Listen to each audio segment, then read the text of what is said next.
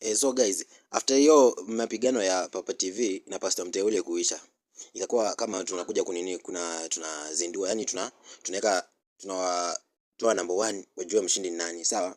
So guys, tukiwa tumetulia hapo, ukimwangalia Papa TV unaona vile anamwangalia Pastor Mteule. Yani ni kama watu walikuwa na beef before. Yani walikuwa na beef before. Cause ukiangalia hiyo game vile ilipigwa, haikuenda kama boxing. Hiyo game ilikuwa ni ya crutch na Pastor Mteule hajui kurusha ngumi. So utapata Papa TV alikuwa anafuata rules za boxing. But huyu Mteule alikuwa anapigana kivita tu ya kawaida, ni ile wewe uko na crutch na mtu. So ikakuwa tunakuja ku announce tuone nani ni mshindi, sawa? Lakini kumbuka nimekuambia Papa TV amechezewa poka. So guys, tukiendelea hivyo wakaanza sasa kutangaza, ni ile referee anaanzanga kunyamazisha pande zote, aanze kusema oh, sijui kulienda aje kukaenda aje, mbona hii imefika hapa.